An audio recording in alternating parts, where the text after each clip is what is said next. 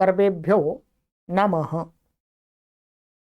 देववाणी संस्कृतं यूट्यूब चलदृश्यं प्रति भवतीनां च हार्दं स्वागतम्।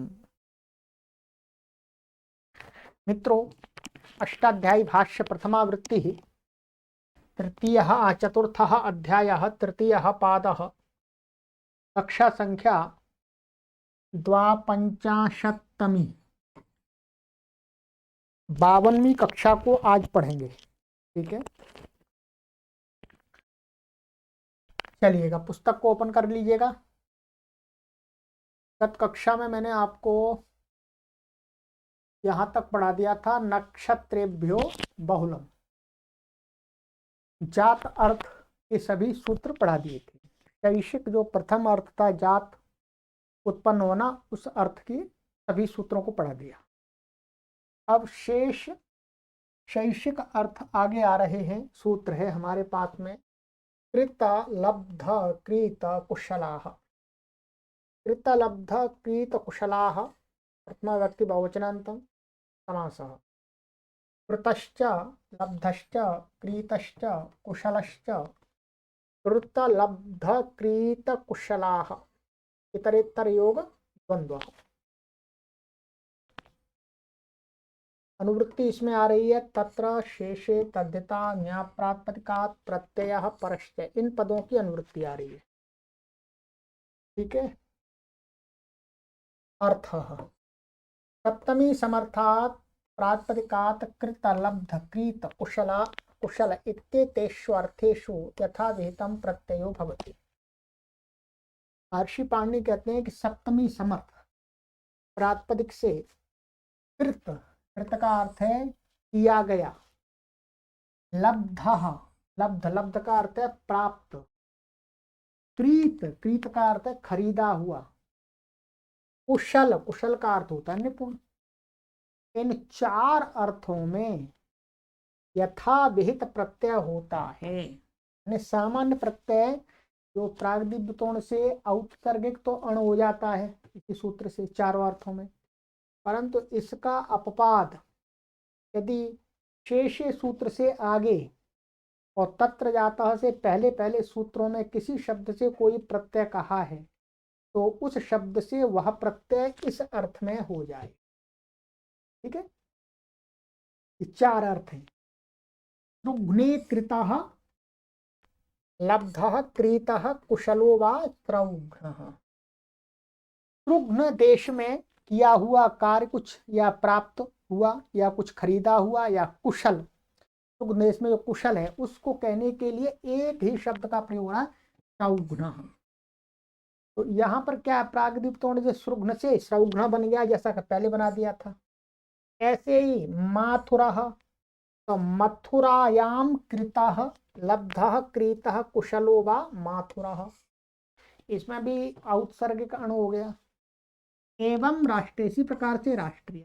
तो अब देखिए राष्ट्रे कृतः लब्धः क्रीतः कुशलो वा राष्ट्रीय। तो राष्ट्र शब्द से तो विशेष प्रत्यय कहा था, राष्ट्रा वार पारात घखौ, घ प्रत्यय कहा तो घ ही होगा। राष्ट्रीय शब्द के ये चारों अर्थ भी निकल आएंगे। कृत लब्ध कृत कुशल ये भी आ जाएंगे। सिद्धियों में कुछ विशेष नहीं है, यही सिद्धि चलेंगे। प्रायभवः, प्रायभवः प्रथमा व्यक्ति वचनान्तम् अनुवृत्ति तत्र शेषे तद्धिता ज्ञाप्रातिपदिकात् प्रत्ययः परश्च। अर्थ सप्तमी समर्थात् प्रातिपदिकात् प्रायभव इत्येतस्मिन्नर्थे यथा विहितं प्रत्ययो भवति। कह रहे हैं महर्षि पाणिनि सप्तमी समर्थ प्रातिपदिक से प्रायभवः, प्रायभव ये अर्थ है। प्रायभव का अर्थ प्राय करके होता है, प्राय करके होना, इस अर्थ में यथाविहित प्रत्यय होगा। जैसे सृघ्ने प्रायेण मन बाहुल्येन भवति सृघ्न, सृघ्न देश में प्राय करके होता है। कुछ भी होता है, कुछ कार्य होता है, कुछ कार्यक्रम आदि, कुछ भी वस्तु पदार्थ या कुछ भी हो सकता है, तो उस अर्थ प्राय करके होता है, माने बहुल करके प्राय करके वहां हो जाता है, तो उसको बोलेंगे सृघ्न। सिद्धि वैसी है बिल्कुल, इसी से उपसर्ग गण हो गया। मथुरायाम प्रायेण भवति माथुरः। ठीक है, राष्ट्रीय में राष्ट्रे, प्रायेण भवति राष्ट्रीय, सिद्धि वैसी है सारी, अर्थ आ सकता है ये भी प्राय भवः। चलिएगा, जो श्रुग्न देश में प्रायः करके रहे हमेशा नहीं, वह श्रौघ्न का कहलाएगा। ठीक है, ये गुरुजी ने यहाँ दिखाया है, प्रायः करके होना, होना का अर्थ है जो वहां पर कोई मिलती है, कोई आदमी भी हो सकता है। ठीक है, प्राय श्रुग्न देश में प्रायः करके वो रहता है, मान होता है, मान भाई मिलता है, बात वही है। ठीक है, तो वो भी हो सकता है, श्रुग्न में हमेशा नहीं मिलेगा। पर उपजानुपकरणोपनिवेष्टक, उपजानुपकरणोपनिवेः पंचमी व्यक्ति वचनांतम ठक प्रथमा व्यक्ति वचनांतम समासः। उप इत्यत्र समाहार द्वंद्व, समाहार द्वंद्व समास है इसके अंदर। तो यहाँ देख लीजिएगा, उपजानु, उपजानुश्च या उपजानु च, उपकरणश्च, उपनीविश्च, उपजानुपकरणोपनीवि तस्मात् नीवेः। ठीक है, तो समाहार द्वंद्व समास इसमें कर दिया है, और समाहार द्वंद्व के साथ साथ में पुल्लिंग भी कर दिया है। ये पुल्लिंग, ऐसे समाहार द्वंद्व तो नपुंसक लिंग होता है, नपुंसक लिंग में तो विनः बनेगा नहीं, तो यहाँ पुल्लिंग भी कर दिया साथ साथ में निपातन से। तो अनुवृत्ति आ रही है प्राय भवः तत्र शेषे तद्यथा न्यायप्रातिकात् प्रत्यय परश्चैन की अनुवृत्ति आ रही है। उपजानु उपकरण उपनीवे इत्येतेभ्यः सप्तमी समर्थेभ्यः प्रातिपदिकेभ्यः प्राय भव इत्येतस्मिन् विषये ठक प्रत्यय भवति। इन प्रातिपदिकों से, सप्तमी समर्थों से प्राय भव इस अर्थ में ठक प्रत्यय होता है, तो पूर्व का अपवाद है ये। तो कह रहे हैं यहाँ पर, उदाहरण दे रहे हैं, औपजानुकः, उपकरणिकः, औपनीविकः। तो यहाँ पर क्या है, उपजानु, उपजानु शब्द है, उपजानु का अर्थ होता है जानू के समीप, जानू मानी जो जंघा है उसके समीप। ऐसे ही उपकरण, उपकरण का अर्थ है कर्ण के समीप, और ऐसे ही उपनीवी शब्द है, तो यहाँ उपनीवी का भी ऐसा ही अर्थ है कुछ। ठीक है, उपनीवी का क्या वास्तविक अर्थ है मैं बता देता हूं आपको।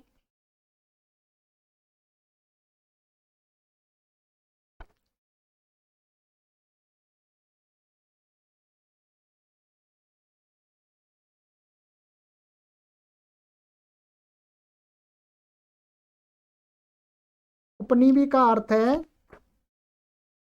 कटी भाग, माने कमर का जो भाग है उसके पास में, उसके समीप। ठीक है, नीवी माने कटी है, और कटी कमर, कमर के पास में। तो अभी ये क्या है, ये क्या है, प्राय भवा माने प्राय करके उपजानु के पास में, उप जांग, जांग से जो नीचे का घुटना का भाग होता है वहां पर, उसके पास में होने वाला कोई रोग आदि होगा या कुछ होगा उसको कहने के लिए। ऐसे उपकरण कर्ण के समीप में, यहाँ कहीं ऐसे उपनीविका कमर के पास में, तो ये ठक प्रत्यय हो गया, बाकी वृद्धि हो गई है हर जगह, और कुछ विशेष नहीं है। यहाँ पर ये ध्यान देंगे, यहाँ पर क्या है, ठको ठस्य का से इमे इक होगा केवल, यहाँ पर इक, बाकी जो ये उपहानि इसमें भी हो जाएगा। यहाँ एक मिनट, उपज औपजानु कहा, इसमें क्या है, ये इसमें इस सप्तांता कह से ठक को क्या हो जाएगा, क होगा, बाकी इसमें एक हो जाएगा ठस्य का। चलिए, कितनी जैसे वृद्धि होगी ध्यान देंगे, कितनी जैसे वृद्धि हो जाएगी। संभूते, संभूते सप्तमी व्यक्ति वचनांतम अनुवृत्ति, तत्र शेषे तथा ज्ञाप्राप्त का प्रत्यय परश्च, इनकी अनुवृत्ति आ रही है।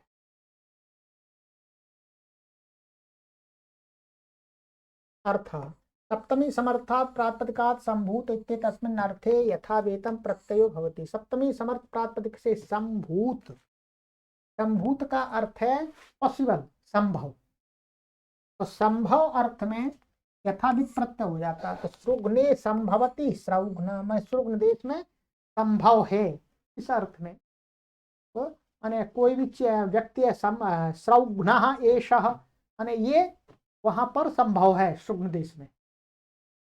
जैसे माथुरा राष्ट्रीय, सिद्धियां उसी प्रकार से होंगी। ठीक है, तो संभूत का अर्थ है संभव। सृग्न में होना जिसका संभव हो वह सृग्न कहलाएगा। कोषाढ्य, कोषात् पंचमी व्यक्ति एकवचनान्तम, ढई प्रथमा व्यक्ति एकवचनान्तम। अनुवृत्ति संभूते तत्र शेषे तद्यता ज्ञाप्रातिपदिकात् प्रत्यय परश्च। अर्थ सप्तमी समर्थात् कोश प्रातिपदिकात् संभूते अर्थे ढई प्रत्ययो भवति। कहते हैं सप्तमी समर्थ कोश प्रातिपदिक से संभूत अर्थ में, संभव अर्थ में ढई प्रत्यय हो जाता है, उसका अपवाद है ये। ठीक है, कोशे संभूतम कौशेयम वस्त्रम। तो कोश में संभव, तो कोशे कौशेयम वस्त्रम। तो यहाँ पर कोश का अर्थ इन्होंने जो लिया है वो कोश का अर्थ होता है एक तरह से जो रेशम का कीड़ा जो बनाता है। ठीक है,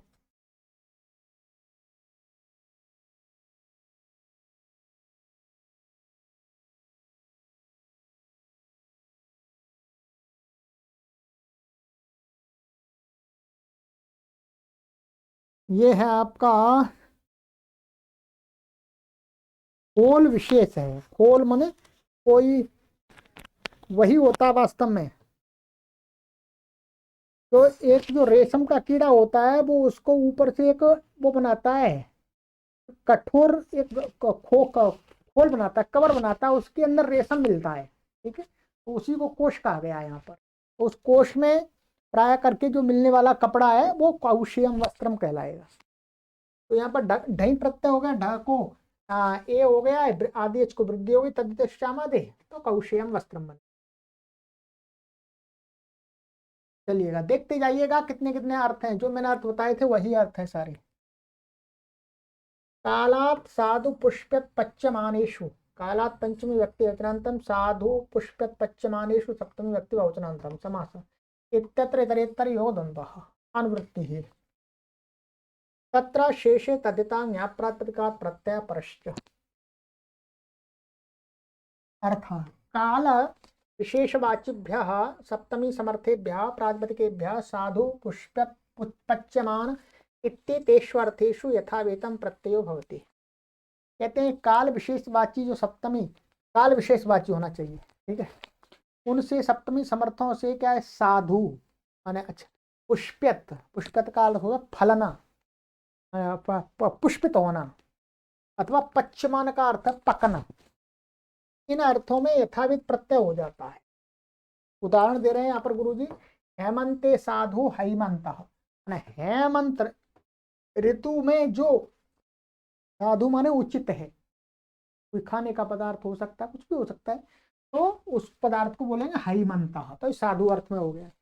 ऐसे प्राकार, ठीक है, तो यहाँ पर हैमंत प्राकार दिया है। प्राकारा का जो इन्होंने अर्थ लिया है तो चार दीवारी, प्राकारा का अर्थ इन्होंने लिया है। तो हेमंत ऋतु में जो फसल आदि को रखवाली करने के लिए, देखभाल करने के लिए चारों तरफ से कुछ वो लगाते, तार आदि लगाते हैं, चार दीवारी जैसी, तो उसी को यहाँ पर प्राकारा कहा गया है। शिशिरम अनुलेपनम, शैशिरम, तो शिशिर ऋतु में साधु जो अनुलेपन माने लेपन करना जो उचित होता है, साधु होता है, उत्तम होता है, तो वो शैशिरम अनुलेपनम। वसंते पुष्यंती वासंत्या कुंदलता, वसंत ऋतु में जो पुष्पित होती है, फूल आते हैं जिस पर, ऐसी वासंत्या कुंदलता। तो ये वासंती बन जाएगा, ध्यान देंगे क्या बन जाएगा, वासंती। वसंत से अण आ जाएगा इसी सूत्र से, यथावित अण आएगा, सब जगह अण हो रहा है। तो यहाँ पर भी ध्यान देंगे, ये भी अण है और ये भी अण है हैमंता में, इसी सूत्र से। और यहाँ पर वसंत से वासंती, वासंती बनाना है तो पहले वासंत बन गया और स्त्रीलिंग है लता, कुंदलता, तो वासंती टिड्ढाणी से गीप हो जाएगा। और सिद्धि इस प्रकार कर लीजिएगा इसको, जैसे सिद्धि आपको आ जाएगी। ये है वसंत, ठीक है, और ये वसंत और ये गी आ गया आपका सप्तमी का, और ये जाता अर्थ में अण हो गया इसी सूत्र से, उत्सर्ग का अण हो गया, ठीक, लुक हो गया। और इसको वृद्धि हो गई वासंत, और ऐसे जैसे आकार का लोप हो गया, ये अ मिल गया, वासंत बन गया। अब ये स्त्रीलिंग है इसलिए इसमें गी आ जाएगा, गी आ जाएगा तो वासंती ऐसा बन जाएगा। ये फिर देखिए यहाँ पर क्या होगा, ये बन गया, हमने पूरा दिखा देते हैं। वासंत ये बन गया अण प्रत्यय। अब यहाँ पर गीप आ गया, गीप का ई बचा, फिर यहाँ पर दोबारा ऐसे जैसे आकार का लोप हो जाएगा और ई इसमें जुड़ जाएगा, वासंती। बहुवचन में नदी के समान नद्यः, वैसे वासंत्यः ये बन जाए, ठीक है, तो ये वासंत्य बने। ऐसे ही ग्रीष्मे ग्रीष्मे पुष्यन्ति ग्रैष्म्यः, तो यहाँ पर क्या है, ग्रैष्म्यः ये बहुवचन में है, ग्रैष्म्यः कुंदलताः, यहाँ ग्रैष्म्यः पाटलाः, तो ग्रैष्मी और बहुवचन में ग्रैष्म्यः वैसे बन जाएगा। और शरदी पच्यन्ते शारदाः शालयः, तो यहाँ शरद ऋतु में पकने वाले चावल होते हैं उनको शारदाः बोलते हैं, शालयः। तो यहाँ पर भी अण हो जाएगा, शरद दकारांत है तो इसमें वृद्धि होकर के मिल जाएगा। बाकी यहाँ पर क्या, ये पुल्लिंग है शाली शब्द, इसलिए यहाँ पर बहुवचन में शारदाः बन गया है। ग्रीष्मा यवाह, तो यहाँ पर ग्रीष्म से ग्रीष्म बन गया, ग्रीष्म ऋतु में होने वाले यव जो, तो ग्रीष्मा यवाह, यहाँ विसर्ग है वास्तव में, संधि से लोप हो जाता है, तो ग्रीष्मा कुछ भी नहीं है, शरद है, ठीक है। हेमंता प्राकारा वासंत कुंदलता ग्रीष्म पाटला शारदा शालया ग्रीष्मा यवा। चलिएगा उपते च,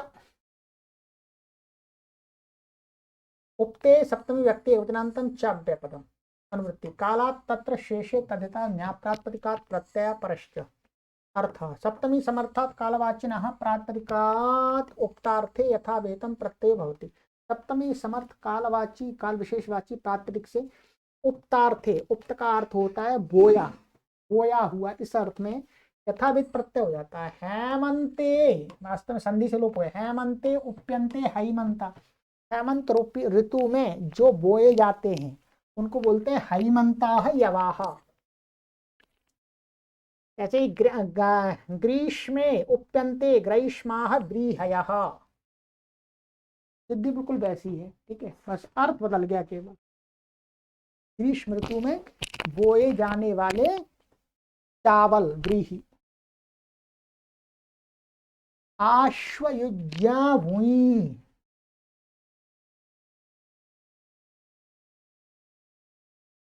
आश्वयुज्याः पंचमी व्यक्ति वचनांतम भूमि प्रथमा व्यक्ति वचनांतम अनुवृत्ति उक्ते कालात् तत्र शेषे तद्यथा न्याप्रातिपदिकात् प्रत्यय परश्च।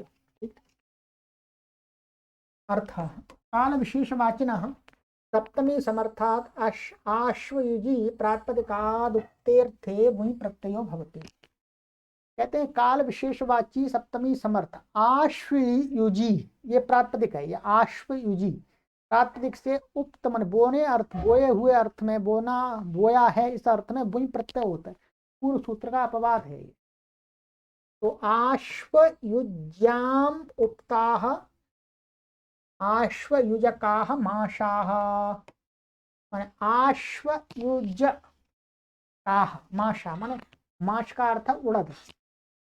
तो यहाँ पर ये समझना पड़ेगा आश्वयुजी का अर्थ क्या है। आश्वयुजी का अर्थ है अश्विनी नक्षत्र से युक्त पौर्णमासी को आश्वयुजी कहते हैं। नक्षत्र युक्त काला वहां पर सिद्धि कर दी गई, कर लेंगे। आश्वयुजी प्रातिपदिक क्या है, पौर्णमासी को कह रहा है। अश्व नक्षत्र, अश्विनी नक्षत्र से युक्त जो पौर्णमासी वो आश्वयुजी पौर्णमासी, उस पौर्णमासी में जो बोया गया है उड़द उसको बोलेंगे आश्वयुजकाः माशा। तो क्या है, आश्वयुजी है, तो और इसमें वही प्रत्यय वही को अक हो गया, इससे तीसरे ईकार का लोप हो जाएगा, आश्वयुज का वृद्धि आदि कुछ भी नहीं होगी। और जैसा आ जाएगा बहुवचन में प्रथम पूर्व सवर्ण लग करके आश्वयुजका माशाह। चलिएगा, यहाँ पर ये संधि करके विसर्ग का लोप दिखाया गया है, मैं लगा देता हूँ आपको समझाने के लिए, बाकी आप ये ऐसा ही लिखा जाएगा सही, ठीक है। आप ऐसा भी लिख सकते हैं आश्वयुजका माशाह, आश्वयुजका माशाह, दोनों प्रकार से लिख सकते हैं। चलिएगा, ग्रीष्म वसंतादन्यतरस्याम, ग्रीष्म वसंतात पंचम व्यक्ति अन्यतरस्याम सप्तम व्यक्ति समास है, ग्रीष्म वसंतात इत्यत्र समाहार द्वंद्वः। तो ग्रीष्मश्च वसंतश्च ग्रीष्म वसंतम तस्मात् ग्रीष्म वसंतात, ये हो गया। अनुवृत्ति वुई उपते काला तत्र शेषे तद्यथा न्याप्रातिपदिकात् प्रत्यय परश्च, इनकी अनुवृत्ति है, ठीक है। अर्थ, सप्तमी समर्थाभ्याम ग्रीष्म वसंताभ्याम कालवाचिभ्याम प्रातिपदिकाभ्याम उक्ते अर्थे वुई प्रत्ययो भवति विकल्पेन।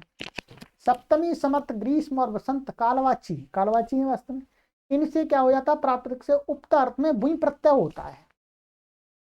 ध्यान दीजिएगा, ये क्या था बता दें। तो ग्रीष्मकम पक्ष अण, पक्ष में अण हो जाएगा, क्या है, संधि वेलाद ऋतु नक्षत्रों, जो कहा था, जब ये नहीं होगा तो फिर वो ही हो जाएगा पक्ष में, संधि वेलाद ऋतु, ऋतुवाची शब्द है ग्रीष्म, तो ग्रीष्मम। ऐसे वासंतकम वही हो गया, और वासंतम ये संधि वेलादि मान करके इसको अण हो गया। तो ध्यान देंगे, ये जो ये वाला, ये और ये किसके अपवाद हैं, ये तो यहाँ पर काला ठई से ठई प्राप्त था, क्या प्राप्त था, काला ठई से, कालवाची है, ऋतुवाची नहीं है, तो ठई, काला ठई से ठई का अपवाद है ये।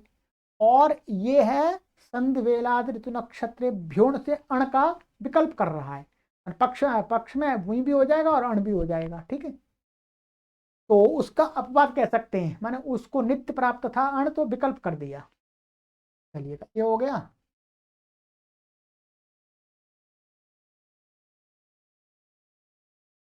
यहां पर ये लिखा हुआ है, पक्ष में औत्सर्गिक अण होगा, औत्सर्गिक अण नहीं होगा, वही होगा, संधि वेलादि ऋतु नक्षत्रेभ्यों से अण होगा। ध्यान देंगे, ये उपतेच से नहीं होगा, उपतेच तो अण कर रहा है, परंतु कालवाची कोई शब्द है, ऋतु शब्द कैसे है, कालवाची है, तो सबसे पहले काला ठई से ठई प्राप्त हो रहा था, ठई का अपवाद संधि वेलाद ऋतु नक्षत्रेभ्यों, और संधि वेलाद ऋतु नक्षत्रेभ्यों का भी विकल्प कर दिया इसने, ये भी अपवाद है, तो पक्ष में अब वही प्राप्त होगा, ये औत्सर्गिक अण नहीं होगा, यहाँ पर ये गलत लिखा हुआ, औत्सर्गिक नहीं होगा, संधि वेलादि वाला अण होगा। चलिएगा, ये हो गया आपका देयम ऋणे,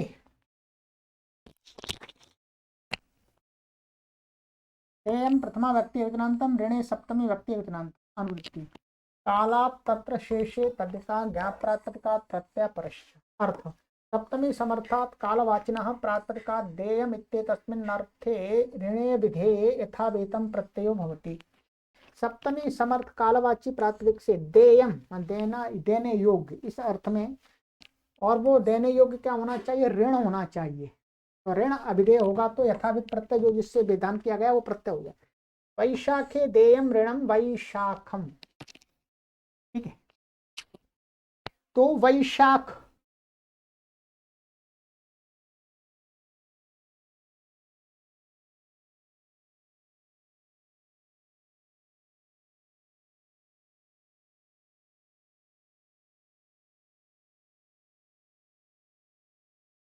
तो वैशाख मास में देने योग्य जो ऋण है उसको बोलेंगे वैशाखम।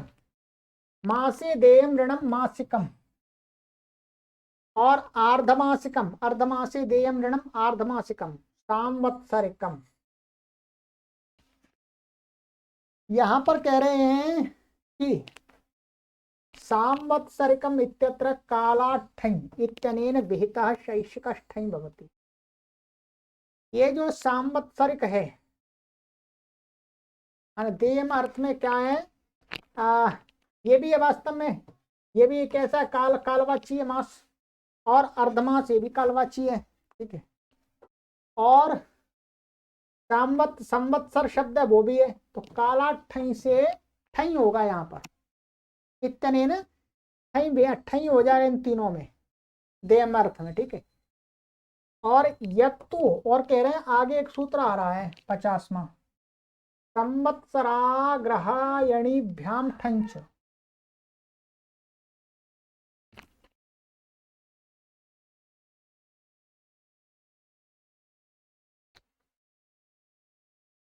यत्तु संवत्सराग्रहायणीभ्याम ठंच इति संवत्सर शब्दात् पुनः ठञ् विधानम तत्तु संधि वेलादि गणे पठितात् फल पर्वणोरर्थयोः प्राप्तम अणम वादितुम जेयम। इस बात को थोड़ा सा समझ लीजिएगा। ये कह रहे हैं कि देयम ऋणे, इस अर्थ में तो काला ठई से ठई हो जाएगा। फिर एक सूत्र आगे आ रहा है, ये 47वां सूत्र है, 50वां सूत्र हम आगे पढ़ेंगे अभी। यहां पर कहा गया है कि संवत्सराग्रहायणीभ्याम ठंच, ये वाला सूत्र है, देख लीजिएगा। ये भी देयम ऋणे अर्थ में करता है कि संवत्सर और आग्राहणी, ठीक है, आग्रहायणी, इन शब्दों से ठई प्रत्यय होता है, चकार से बुई भी हो जाता है। तो अब ये कह रहे हैं कि इसमें जो निषेध है, इसमें जो निषेध है, ये वाला जो ठई और बुई कर रहे हैं संवत्सर, ये संवत्सर शब्द क्या है, एक संधि वेलादि गण में पड़ा हुआ है। संधि वेलादि ऋतु नक्षत्रेभ्यो, तो संधि वेलादि गण है उसमें पड़ा हुआ है। तो संधि वेलादि से अण प्राप्त हो रहा था, तो संधि वेलादि गण में जो पठित शब्द है उसको यहां पर कह रहे हैं कि जो संधि वेलादि गण में पठित शब्द है उसमें एक वार्तिक दिया है। वो कहता है कि संधि वेलादि गण में पठित जो संवत्सर शब्द है उसमें फल और पर्व है, फल और पर्व को कहने के, पर्व के अर्थ में, माने ये अर्थ, माने फल और पर्व के अर्थ में अण कहा है, अण कहा है, ठीक है। वहां काल अर्थ नहीं है, माने वहां वास्तव में जो संधि वेलादि में जो अण पड़ा है, तो वो जो अण प्राप्त है वो फल और अर्थ में प्राप्त है, तो फल और पर्व में।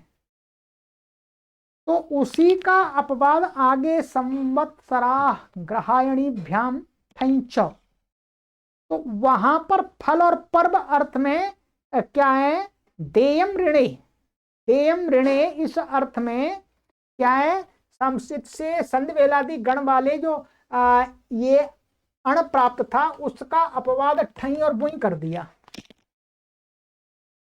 परंतु एक शब्द इन अर्थों से अलग भी प्रयोग होता है, ध्यान देंगे। इन अर्थों में जो संवत्सर शब्द है उससे तो ठई और बुई होगा, इससे भिन्न वर्ष को कहने के लिए, माने इससे भिन्न, ये मानिएगा जिस किसी के अर्थ में भी संवत्सर शब्द है उससे तो काला ठई से ठई प्राप्त है, काला ठई से ठई प्राप्त है, तो ठई होगा उसमें तो।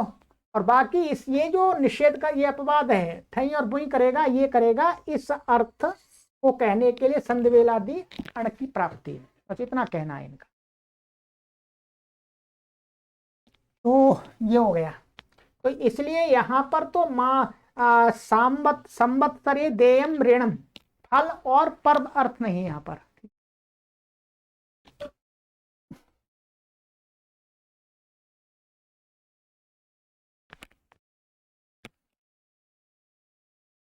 ये यहां पर एक संधि वेलादि गण में पठित एक वास्तव में सूत्र है, गण में ही पठित है कि संवत्सरात फल पर्वणो हो, संवत्सर शब्द से जो शैक्षिक अर्थ वाला अण प्रत्यय होता है वो कब होता है? संवत्सर अर्थ से प्रत्यय आएगा, वो फल को कह रहा हो, यानी एक संवत्सर में होने वाला फल, अथवा पर्व, सांवत्सरिक सांवत्सरम पर्व, पर माने कोई त्योहार को कहा जा रहा हो तब होता है। इससे भिन्न अर्थ में तो काला ठई से ठई प्राप्त है। ठीक है, ये यहां पर दिया हुआ है, गणपाठ में देख लीजिएगा आप। तो ये हो गया, तो ये होगा। उसी का बांधने के लिए यहां पर फिर क्या हो जाएगा? संवत्सर से देयम अर्थ में, तो यदि वो फल देय है अथवा फल ही हो सकता है, ऋण, ये पर्व तो देना क्या हो जाएगा? देने योग्य नहीं होगा, तो फल ही होगा। तो फल अर्थ में ही क्या है फिर यहाँ पर ये ठई और बुई कर दिया, बाकी हर जगह यही होगा, अन्यत्र सभी अर्थों में।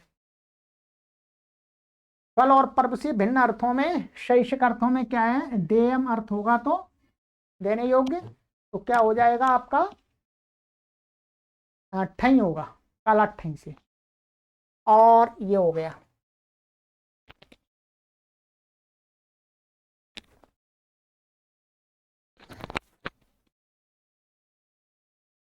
तो ये हो गया। यहां पर इनमें तो आपको बता दिया मैंने, मासिकम, मासिकम, अर्धमासिकम, सांवत्सरिक में काला ठई से सही ठई हो गया। ठीक है, एक ये उदाहरण दिया है, वैशाखे देयम ऋणम वैशाखम। यह वैशाख मास है, वैशाख क्या है? मास है एक। ये भी कालवाची है, क्या है? कालवाची है, ध्यान देंगे। कालवाची होने के कारण से ये वाला जो उदाहरण है, ये तो ना काशिका में दिया और ना ही सिद्धांत कौमुदीकार ने दिया, यहां पर दिया हुआ है। और ये विषय जो वैशाख शब्द है कालवाची है, कालवाची होने के कारण से इसमें काला ठई से ठई प्राप्त है, ध्यान देंगे। क्या प्राप्त है? ठई। यहां पर ये अण करके दे दिया इसमें, भाई अण कैसे हो जाएगा? यहां पर अण होगा ही नहीं, अण नहीं हो सकता यहां पर, क्योंकि ये कालवाची प्रातिपदिक है, वैशाख मास। वैशाख ही कम बनेगा। अब यहां पर ये कैसे दिया है?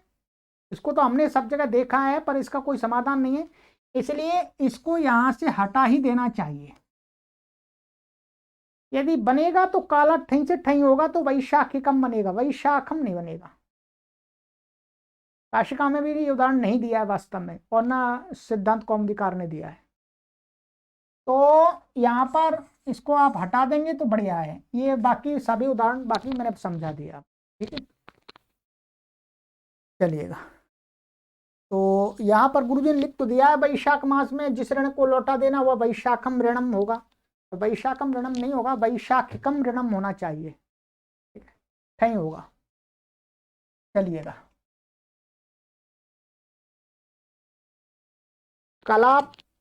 कलाप्याश्वत्था यवभुषात् बुन, कलाप्याश्वत्था यवभुषात् पंचमी व्यक्ति विकरांतम बुन प्रथमा व्यक्ति विकरांतम समास।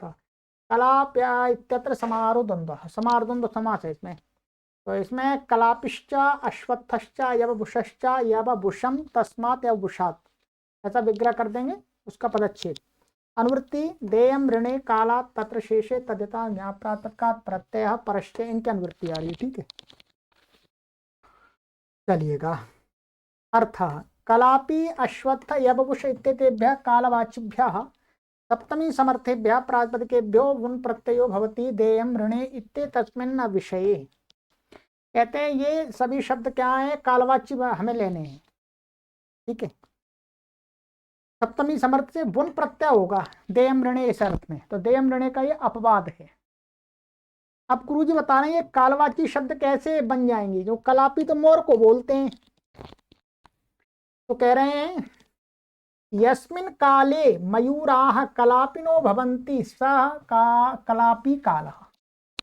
भाई जिस समय में मोर को पंख निकलते हैं, तो मोरनी के पंख नहीं निकलते, मोर को ही निकलते हैं, बहुत सारे लोग ऐसा समझते हैं कि जो नाचती है वो मोरनी है। मोर नहीं है, मोर नाचता है, उल्टा है।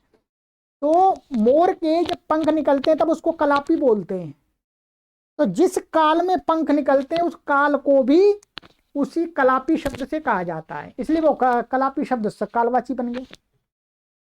ऐसे ही यस्मिन अश्वत्था फलंती सो अश्वत्था काला, जिस समय में अश्वत्थ माने पीपल का पेड़ फलता है, फल आते हैं उसमें, वो समय भी अश्वत्थ काल कहा जाता है। यस्मिन यववुषम संपद्यते स यववुषः कालः, जिस समय में जौ का भूसा बनता है, माने जौ कट के उसको काट के भूसा बनाते हैं, तो वो समय भी यववुष काल कहा जाता है। तो इस प्रकार से कालवाची बन जाते हैं साहचर्य से। ठीक है। एवं साहचर्येण इमे कालवाचका शब्द, माने ये मोर के पंखों के उगने के सहचर्य से उस काल को भी उसी प्रकार से जाना जाता है। तो एवं साहचर्येण, ये सारे शब्द क्या है, कालवाचका। उदाहरण में दिया है का कलापकम, अश्वत्थकम, यवभुषकम। तो बुन हो गया, बुन को आको हो जाएगा, वृद्धि आदि होगी नहीं, और ऐसे तिलोप हो जाएगा सब जगह। ठीक है। तो ये हो गया, यहाँ पर वो लिखा हुआ मैंने समझा दिया।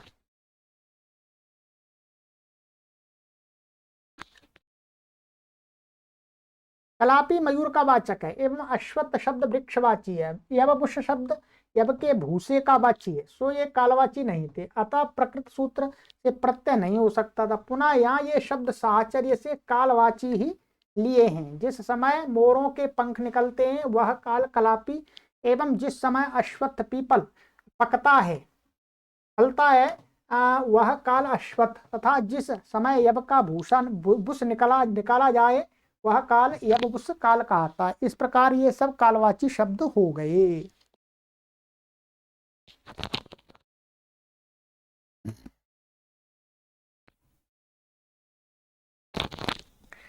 चलिएगा।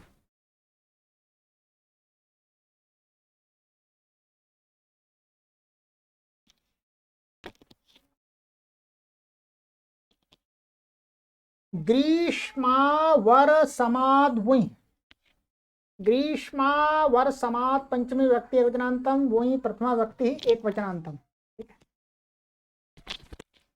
समासः ग्रीष्मा इत्यत्र समाहारो द्वंद्व, समाहारो समास है। तो ग्रीष्मश्च अवरस अवरश्च अवर समश्च तो शब्द हैं। ठीक है। ग्रीष्मश्च अवर समश्च ग्रीष्मावर समम तस्मात् ग्रीष्मावर समात्। अनुवृत्ति आ रही है इसमें, देयम ऋणे कालात् तत्र शेषे तदिता ज्ञाप्तात् प्रत्यय परश्चैन की अनुवृत्ति आ रही है। अर्थात सप्तमी समर्थाभ्याम कालवाचिभ्याम ग्रीष्म अवरसम इत्येताभ्याम शब्दाभ्याम वुई प्रत्ययो भवति देयम ऋणे इत्येतस्मिन् विषये। वही है सप्तमी समर्थ कालवाची ग्रीष्म और अवरसम, इन दोनों शब्दों से वुई प्रत्यय हो जाता है देयम ऋणम इस अर्थ में। तो ग्रीष्मे देयम ऋणम ग्रीष्मकम और आवर्समकम, ये बन गया। ठीक है। तो अवर्समे देयम आवर्समम आवर्समकम ऋणम, तो कुछ भी नहीं है, अवर्सम आदि एच को वृद्धि हो रही है दोनों जगह, बुई है इसलिए तद्देश्यामादे और यस्यति लोपादि होकर के बुई वू को अक होकर के जुड़ गया है, तो ये बन गया। चलिएगा।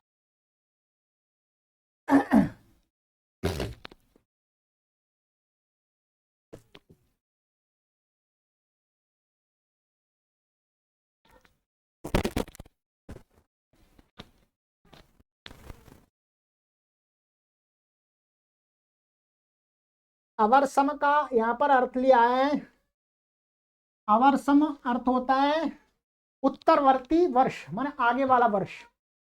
ठीक है, आगे वाला वर्ष। तो आगे वाले वर्ष में दिया जाने वाला ऋण क्या कहलाएगा, आवर्समकम। संवत्सराग्रहायणीभ्याम ठञ्च, संवत्सराग्रहायणीभ्याम पंचम व्यक्ति वचनांतम ठञ प्रथमा व्यक्ति वचनांतम चाभ्यपदम समासः। संवत्सर इत्यत्र इतरेतर योग द्वंद्वः। ठीक है। संवत्सरश्च आग्रहायणश्च संवत्सर संवत्सराग्रहाय चलो एच होगा संवत्सरश्च आग्राह्यणी च, आग्रहायणी च संवत्सराग्राहण्यौ ताभ्याम संवत्सराग्रहायणीभ्याम। ये आग्रहायण और आग्रहायणी, तो ये आग्रहायणी शब्द है, ठीक है। तो ये समाज का विग्रह हो गया। अनुवृत्ति वुई देयम रणे काला तत्र शेषे तदिता न्याप्रातिपदिकात् प्रत्यय परश्च। अर्थ सप्तमी समर्थाभ्याम कालवाचिभ्याम संवत्सर आग्रहायणी प्रातिपदिकाभ्याम ठञ् प्रत्ययो भवति बुञ् च देयम ऋणम ऋणे इत्येतस्मिन् विषये। सप्तमी समर्थ कालवाची संवत्सर और आग्रहायणी, इन प्रातिपदिकों से ठञ् प्रत्यय हो जाता है, चकार से बुञ भी हो जाता है, देयम ऋणम इस अर्थ में। तो देयम ऋणे से जो अण था औत्सर्गिक, उसका अपवाद है ये। नहीं, उसका अपवाद नहीं है, ये अपवाद वही आएगा अभी। संवत्सर शब्द से तो जो संधि वेलादिक नक्षत्र भ्योण से फल पर्वणयो हो, फल पर्वणो हो अर्थ में जो अण की प्राप्ति थी, उस का अपवाद ठई और बुई कर दिया, ठीक है। और आग्रहायणी, इससे आग्रहायणी से क्या प्राप्त था? आग्रहायणी काला ठई से ठई प्राप्त था। आग्रहायणी ये भी कालवाची शब्द। तो उस ठई का अपवाद ठई और बुई दोनों कर दिए, ठीक है। तो उदाहरण संवत्सरे देयम ऋणम सांवत्सरिकम, सांवत्सरकम दोनों हो जाएगा। जब बुई हो जाए सांवत्सरकम और जब ठई होगा तो सांवत्सरिकम, तो वृद्धि हर जगह दोनों जगह हो जाएगी। तदितेषु जमादे। ऐसे ही आग्रहायणिकम, आग्रहायणकम, ठीक है। तो यहाँ पर आग्रहायणी शब्द था, यस्य नीचे से ईकार का लोप होकर के ये हो जाएगा, आइएगा।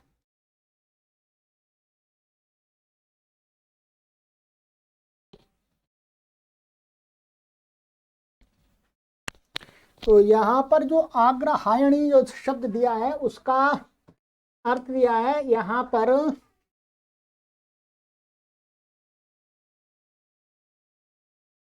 जो मार्ग शीर्ष होता है, माघ, माघ मास होता है, माघ, मार्ग शीर्ष बोलते हैं, माघ मास की पूर्णिमा को आग्रहायणी बोलते हैं, ठीक है। तो माघ मास की जो पूर्णिमा है, उसमें देने योग्य जो ऋण होता है वो आग्रहायणिकम और आग्रहायणकम दोनों कहा जाएगा, ठीक है। अर्थ भी बताता जा रहा हूं जहां जहां मुझे ज्ञात हो रहा है उसका। व्याहरती मृगः, व्याहरती क्रियापदम, मृगाः प्रथमा विभक्ति। व्याहरती एक क्या है? क्रियापद है, यानी लट लकार का प्रथम पुरुष का एक वचन का रूप है। अनुवृत्ति काला तत्र शेषे तदिता न्याप्रातिपदिकात् प्रत्यय परश्चन की अनुवृत्ति आ रही है।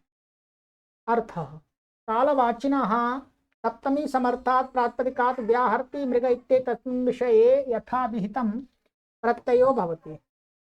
कहते हैं कालवाची प्रातिपदिक से व्याहरति। अब एक ये शैक्षिक नया अर्थ आ गया। व्याहरति का अर्थ है घूमना, ठीक है। तो इस अर्थ में व्याहरति मृग माने वो घूमने वाला कौन होना चाहिए? मृग।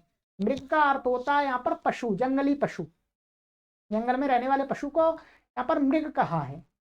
तो उस विषय में यथाविध जिससे जो भेद है वो प्रत्यय हो जाता है। जैसे निशायाम व्याहरति मृगः नैषाः नैशिकः, रात्रि में घूमने वाला जो पशु, जंगली पशु है, उसको क्या बोलेंगे? नैषाः और नैशिकः। ध्यान दीजिएगा, यहाँ पर क्या था? निशो, निशा प्रदोषाभ्याम च, निशा प्रदोषाभ्याम च से क्या प्रत्यय हो गया था यहाँ पर ये, ठीक है। ये निशा प्रदोषाभ्याम से विकल्प से ठई कहा था, तो ठई पक्ष में अण हो गया, फिर पक्ष में इसी सूत्र से क्या हो जाएगा? अण हो जाएगा। तो जब अण हो जाएगा वो तो नैषः बन गया निशा से, और नैशिका ये ठई हो गया, निशा प्रदोषाभ्याम से ठई हो गया पक्ष में। ऐसे ही प्रादोषः और प्रादोषिकः, तो इसमें भी प्रदोष माने संध्या काल में, सायकाल जब अंधेरा आरंभ होता है रात्रि, तो उस काल में घूमने वाले पशु को क्या बोलेंगे? प्रादोषः या प्रादोषिकः। ठीक है, इससे ठई हो जाएगा।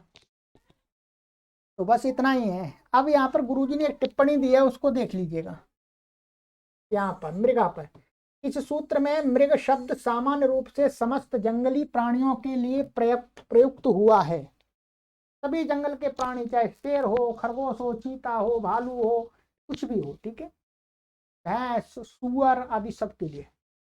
लोक में आखिट को मृगया भी इसीलिए कहते हैं। आखिट को मृगया बोलते हैं। मृगो न, ये ऋग्वेद का मंत्र दिया है, इस मंत्र में मृग को भीम भयंकर प्राणी कहा है। तो यहाँ मृग शब्द सिंह आदि का वाचक है। तो यहाँ पर क्या है, भयंकर होता है ऐसा मृग, तो सिंह है, चीता है, भालू है, ये भयंकर है, यानी दूसरों के प्राणों को लेने वाले प्राणी हैं। तो इसलिए यहाँ पर ये मृग जो ऋग्वेद में कहा है, यहाँ मृग शब्द से क्या लेना है? शेर। यहाँ पर शेर भी आ जाएगा, भालू भी आ जाएगा, चीता भी आ जाएगा, और भी जो भी है सब आ जाएंगे, है उनको, हिरण आदि भी आ जाएंगे।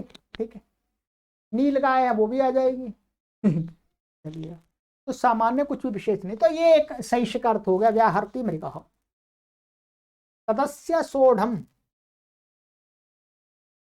तत् प्रथमा व्यक्ति एकवचनान्तम, अस्य षष्ठी व्यक्ति एकवचनान्तम, सोढ़म प्रथमा व्यक्ति एकवचनान्तम। आवृत्ति कालात् शेषे तद्यता ज्ञाप्रातिकात् प्रत्यय परश्च। अर्थात तदिति, हाँ यहाँ ध्यान देंगे कि लुप्त पंचम्यंत निर्देश होना चाहिए। क्या होना चाहिए? लुप्त पंचम्यंत निर्देश। और ये लुप्त सप्तम्यंत निर्देश, और ये सप्तम्यर्थे प्रथमा, ऐसा मानना पड़ेगा। ठीक है, तो अब अर्थ में समझ में आ जाएगा। तद इति प्रथमा समर्थात षोढ़ समानाधिकरणात् कालवाचना प्रातिकात् षष्ठर्थे यथावेतम प्रत्ययो भवति। अभी यहां मैंने थोड़ा बताया, ये क्या होगा, ये होगा पंचम्यर्थे प्रथमा होगी, सप्तम्यर्थे प्रथमा का गलत है, वो पंचम्यर्थे, क्योंकि ये इसका विशेषण बन रहा है तत् का। तो कहते हैं तद इति प्रथमा समर्थ, तद से क्या, प्रथमा समर्थ प्रातिपदिक से, और वो सोढ़म समानाधिकरण, सोढ़ का समानाधिकरण होना चाहिए। सोढ़ का मतलब सोढ़ विशेषण वाला होना चाहिए, कालवाची शब्द होना चाहिए, ऐसे प्रातिपदिक से षष्ठी के अर्थ में। ये सप्तम में अर्थ लुप्त सप्तम्यंत निर्देश मानना पड़ेगा ये। तो यथाविध प्रत्यय होता है। उदाहरण दिया, निशा सहचरितम अध्ययनम निशा तत्सोढ़म अस्य छात्रस्य नैशिकः छात्र नैशो वा। निशा रात्रि के सह, माने निशा शब्द का अर्थ होता रात्रि। ठीक है, अब उस रात्रि में होने वाला जो अध्ययन पढ़ाई, वो भी निशा आचार्य से हो जाता है। जैसे अभी बताया था आपको, यवभुसम कलापी अश्वत्थ, तो उस रात्रि में होने वाला जो अध्ययन है वो भी निशा ही कहा जाएगा। तो निशा, तो यहाँ निशा का अर्थ क्या है? अध्ययन। तो तत्सोढ़म अस्य, माने वह निशा जो अध्ययन है उसको सहन करने वाला, माने सह कर, इसका माने इसके द्वारा सहन किया जाना, तो उसको कहने के लिए माने तत्सोढ़म, माने वो रात्रि का अध्ययन सहन करना है जिसका, इस छात्र का, तो वो छात्र क्या करे? नैशिका छात्र हो और नई शोभा। तो यहाँ पर भी क्या है? निशा प्रदोषाभ्याम च, विकल्प करके ठई हो गया, पक्ष में इसी सूत्र से अण हो गया, इसी सूत्र से अण होगा। तो अण होगा तो ये बन जाएगा नैशः, और जब ठई हो जाएगा तो नैशिका छात्र। ठीक है, चलिएगा, बाकी यहाँ लिखा हुआ मैंने बता दिया, आपको समझा दिया। तो चलिएगा, अब ये कुछ आज हमने कई अर्थों को पढ़ लिया। एक सदस्य सोढ़म, व्याहर्ति मृगः 2, और फिर हमारा चल रहा था देयम ऋणे 3